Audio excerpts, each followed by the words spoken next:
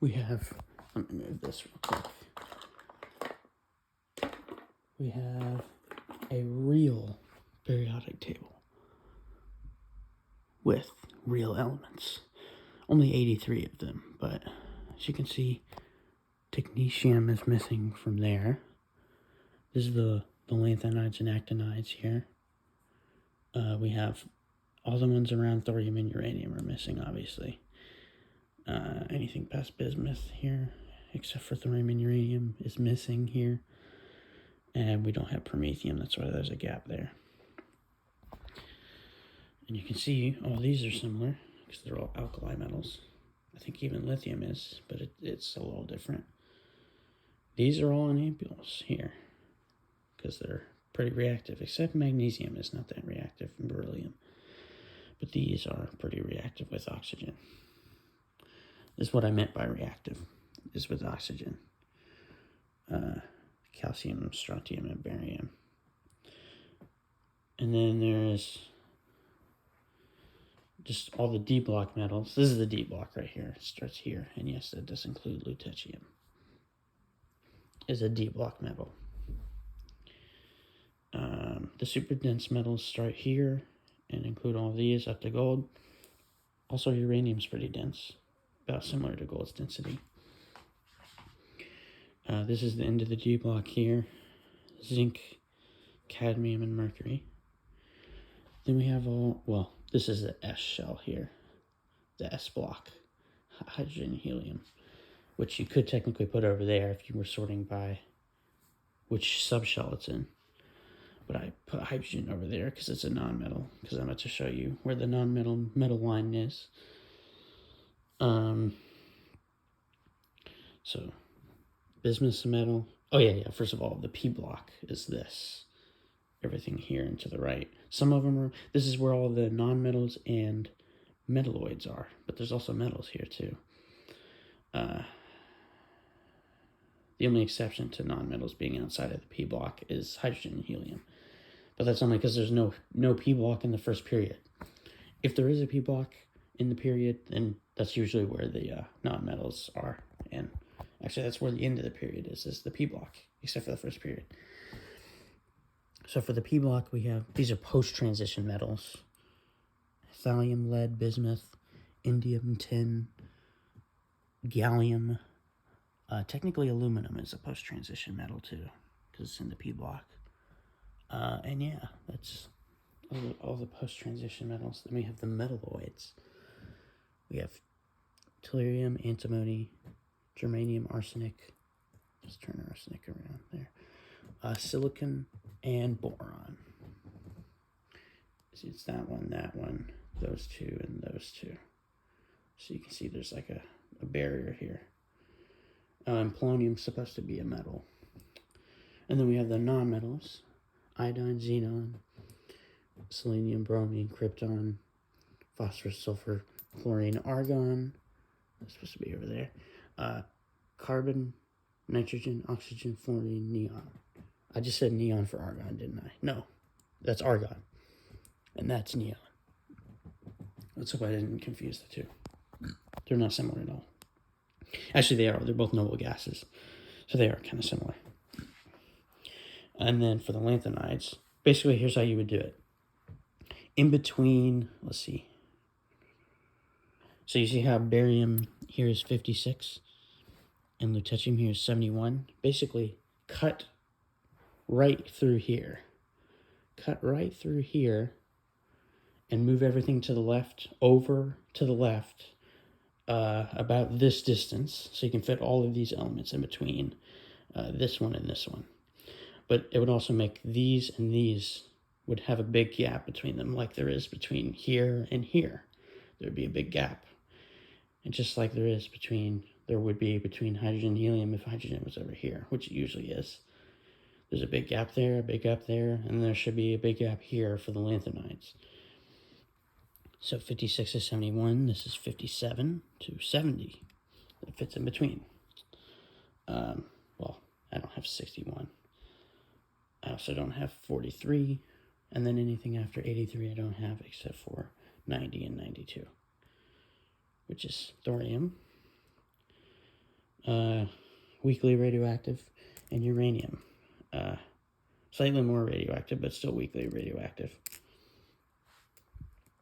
Bismuth has a very low radioactivity level, like close to stable kind of radioactivity, and then the rest should be completely stable. So at least they should have at least one isotope that's stable. Gold, for example, has one isotope that's stable, and tin has 10 isotopes that are stable. And it's anywhere in between there for the stable ones. There are some other elements that have radioactive isotopes that exist in common numbers. However, most of them don't. Most of them don't have any, well, I'm not going to say they don't have any radioactive isotopes, because technically all elements do. If you add enough neutrons, then they will be radioactive for any element.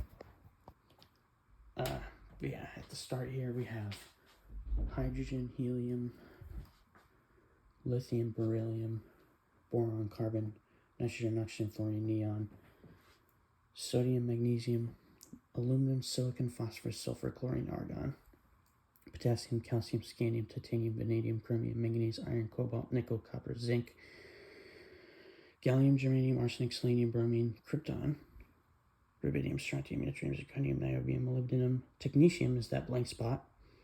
Ruthenium, rhodium, palladium, silver,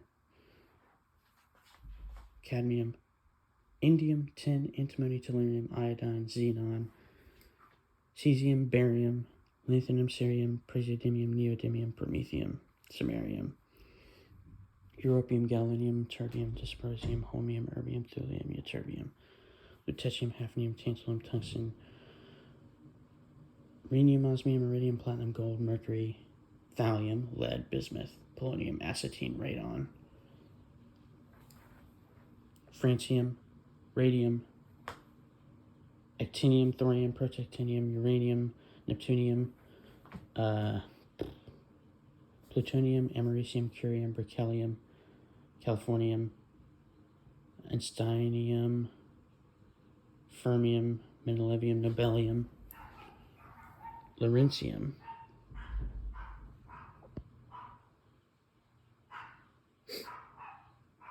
rutherfordium, dubnium, seaborgium, borium, hassium, meitnerium, darmstadtium, Röntgenium, yeah, that's correct. It should be in that line. Röntgenium, copernicium, nihonium, fluorovium, moscovium, livermorium, tennessine, oganesson. If you actually want to see what that looks like, I have the correct periodic table, as you can see. I put hydrogen over there just because I feel like it. Sometimes just put it over there, whatever, who cares? But we have, this is the, okay, let me zoom out a little bit. You can see this goes across there. And that goes across there. This goes across there and there. And then right between barium and lutetium, there's everywhere, all the lanthanides through here. And between radium and lawrencium, there is all the actinides, which does include, the only actinides I actually have are thorium and uranium. I probably could get americium, but whatever. I don't have it yet. And the only lanthanide that I don't have is promethium. The only D block metal that I don't have is technetium. I have all the P block ones up to bismuth. All the S block ones up to barium. And that's about it. As you can see, this is what the correct periodic table is supposed to look like. If you want to see the whole thing, here it is. It's hard to put the whole thing in. Yeah, there we go. This is how the lanthanides and actinides are put on the bottom of the periodic table, is just for convenience. But this is how it would actually be arranged in terms of structure if you were to extend it all the way. But I cut it down because my bed's not long enough, so I put them down here, even though they would go in between these two. And then there would be a gap between all these that would move left, like over there. So that top left one right there, the top left one right there is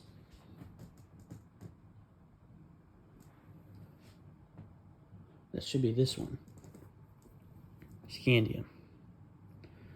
Should be that one. And then the one under it is that one. And then these two moved over there so that all of those can fit in between. Hopefully you understand now, but yeah.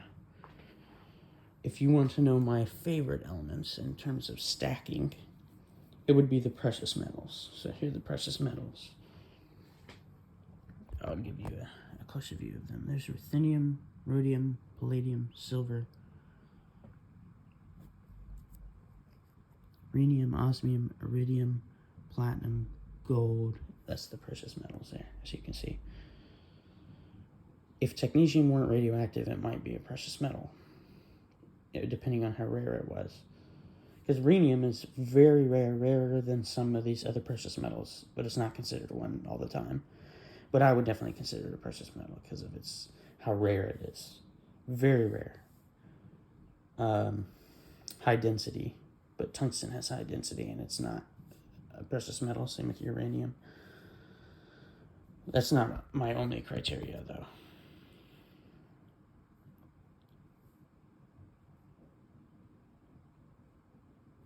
But yeah, those would be my favorite to stack, especially silver and gold. These would probably be most of what I'm stacking. Here, I'll show you what I mean. If we go over here, here's a gold coin and tons of silver coins, as you can see. Lots of them.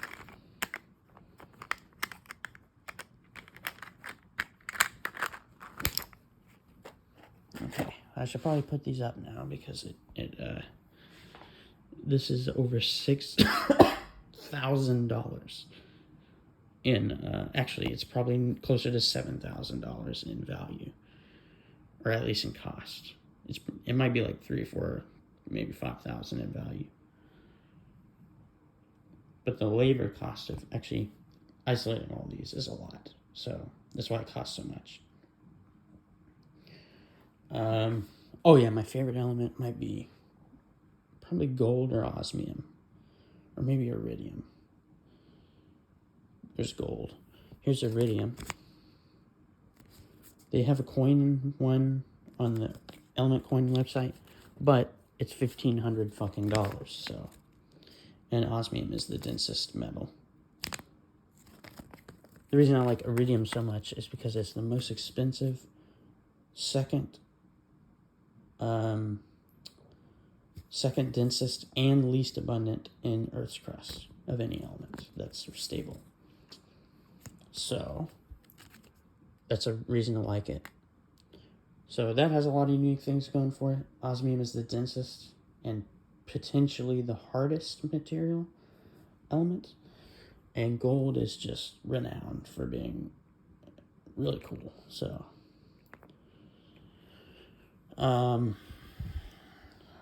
pick whichever your favorite is. I don't know. They're all cool in some degree. Oh yeah, my favorite non-metal element would probably be bromine, because of how unique it is. It's a red liquid halogen non-metal element. So, or brown, red, red, brown, dark red, whatever the fuck you want to say this is. It's cool though. It probably would kill you if you consumed this though. But, you know, I'm not going to consume that. Alright, that's it for this video.